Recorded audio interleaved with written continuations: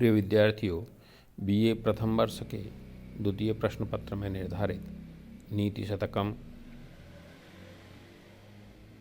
के पाठ में आपका स्वागत है। नीति शतकम में नीति वचनों का कथन है। महर्षि भर्तृहरि द्वारा प्रणीत इस ग्रंथ में जीवनोपयोगी अनेक सिद्धांतों का वर्णन किया गया है जो हमारे जीवन में अत्यंत उपयोगी हैं। हम अब तक इसके 35 श्लोक पढ़ चुके हैं। आज 36वें श्लोक से अपना पाठ प्रारंभ करेंगे। जातिर्यातुरसातलं गुणगणस्तस्याप्यधो गच्छताम् शीलं शैलतटात् पतत्वभिजनः सन्दय्यतां वह्निना शौर्ये वैरिणि वज्रमासु निपततु अर्थोऽस्तु नः केवलं येनैकेन विना गुणा गुणतृणलव प्रायासमस्ता इमे। धन की प्रशंसा करते हुए कवि कह रहा है, जातिर्यातुरसातलम, जाति पाताल में चली जाए।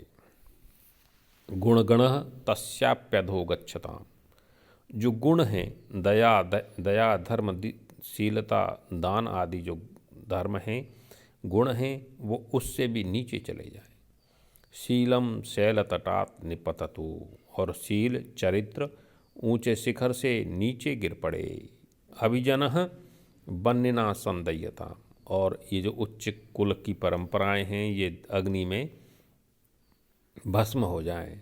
बैरिणी शौर्य आसु वज्रम निपततु, और शत्रुभूत जो शौर्य है, जो शौर्य का दिखावा है, इस पर वज्र का प्रहार हो।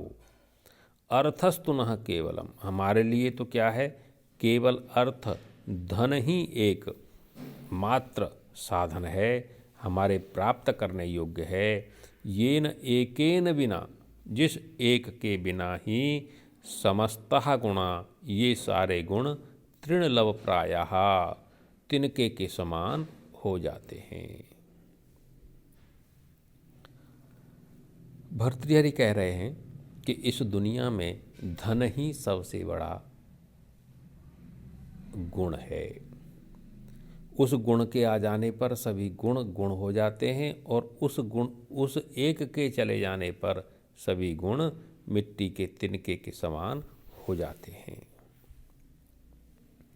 चाहे आपकी जाति हो, चाहे गुण हो, चाहे शील हो, चाहे उच्च कुलता हो या शौर्य हो, ये सब कब महत्व पाते हैं, जब आपके पास धन होता है। यदि धन नहीं होता तो ये सभी गुण मिट्टी घास के तिनके के समान हो जाते हैं। इस श्लोक में शार्दूल विक्रीडितम छंद है। लक्षण हम पहले पढ़ चुके हैं।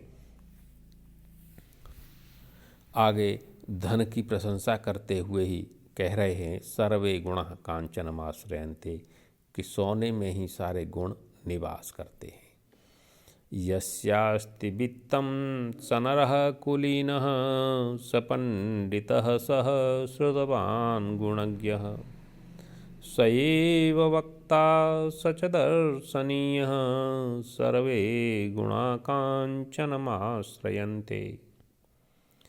यस्यास्ति वित्तं स नरः कुलीनः, जिस व्यक्ति के पास वित्त है, धन है, वह व्यक्ति ही कुलीन कहलाता है, श्रेष्ठ कुल वाला कहलाता है। सह पंडितः, लोग उसे पंडित मानते हैं। सह श्रुतवान गुणज्ञ, और वही शास्त्रवृत्त और अच्छे गुणों को जानने वाला है। सैव वक्ता, वही उत्तम भाषण करता है। सच दर्शनीय, और वो सुंदर भी है, देखने योग्य भी है। तो कवि कह रहा है कि सर्वे गुणः कांचनमाश्रयन्ते, कि इस जगत के जो सारे गुण हैं वो किस में निवास करते हैं, वो सोने में निवास करते हैं। जिस पे धन है वह ही उस व्यक्ति में ही गुण शोभा देते हैं। एक कवि का श्लोक है, टका धर्म टका कर्म टका ही परमं पदम यस्य पार्श्वे टका नास्ति स एव टकटकायते। कि जिसके पास टका नहीं है वो इधर उधर टकटकाता रहता है। इसलिए कवि कह रहा है कि सर्वे गुणः कांचनमाश्रयन्ते, सभी गुण सोने का ही आश्रय लेकर निवास करते हैं। अब कह रहे हैं कि किससे क्या चीज़ नष्ट हो जाती है, व्यक्ति को अपने जीवन में क्या क्या ध्यान रखना चाहिए। दौर्मन्त्र्यान् नृपतिर्विनश्यति यतिः संगात् सुतो लालनात्, विप्रो अध्ययनात् कुलं कुतनयात्, शीलं खलोपासनात्, ह्रीमद्यात् अनवेक्षणादपि कृषिः, स्नेहप्रवासाश्रयात्, मैत्री च प्रणयात् समृद्धिरनयात्, त्याग प्रमादात् धनम। कवि कह रहा है कि दौर्मंत्र्यात् नृपति विनश्यति। अगर कुमंत्रण हो, मंत्री अच्छे नहीं हो, वो गलत मंत्रणा दें तो राजा का नाश हो जाता है। संगात यति, और यदि यति संग करने लग जाए, किसी के साथ रहने लग जाए तो उसका व्रत भंग हो जाता है। सुतो लालनात्, और पुत्र लालन से नष्ट हो जाता है। विप्रो अनध्ययनात्, और विप्र अनध्ययन से नष्ट हो जाता है। कुतनयात् कुलम, और यदि कुतनय पैदा हो जाए, यदि दुष्ट पुत्र पैदा हो जाए तो कुल नष्ट हो जाता है। खलोपासनात्, ये दुष्ट जन के पास बैठने से चरित्र नष्ट हो जाता है। अनवेक्षणा मद्यात् ह्री, और मदिरापान से लज्जा नष्ट हो जाती है। अनवेक्षणात् कृषि, और समय पर देखभाल न करने से खेती नष्ट हो जाती है। प्रवासाश्रयात् स्नेह, और विदेश में रहने से, अपने प्रेमी से बहुत समय तक दूर रहने से प्रेम नष्ट हो जाता है। अप्रणयात् मैत्री, और मैत्री भाव प्रेम न रखने से मैत्री नष्ट हो जाती है। अनयात् समृद्धि, और अनीति से समृद्धि नष्ट हो जाती है। त्यागात् प्रमादात् धनम, और त्याग और प्रमाद से धन नष्ट हो जाता है। इसलिए इन 12 महत्वपूर्ण चीज़ों के प्रति व्यक्ति को जीवन में हमेशा सावधानी रखनी चाहिए। सावधानी हटी और दुर्घटना घटी। तो यदि गलत मंत्रणा होगी तो राजा नष्ट होगा, अगर संग होगा तो विषय वासना होगी तो साधु नष्ट हो जाएगा, लालन ज़्यादा लाड़ होगा तो पुत्र नष्ट हो जाएगा, अध्ययन नहीं करेगा तो ब्राह्मण नष्ट हो जाएगा, अगर श्रेष्ठ कुल पुत्र नहीं होगा तो कुल नष्ट हो जाएगा, दुष्ट जन के आश्रय से चरित्र नष्ट हो जाएगा, मदिरा के पान से लज्जा नष्ट हो जाएगी, और ये देखभाल नहीं की जाएगी तो कृषि नष्ट हो जाएगी। इस प्रकार कह रहे हैं कि 12 ऐसे तत्व हैं जिनके प्रति प्रत्येक नागरिक को, प्रत्येक गृहस्थी को ध्यान रखना चाहिए।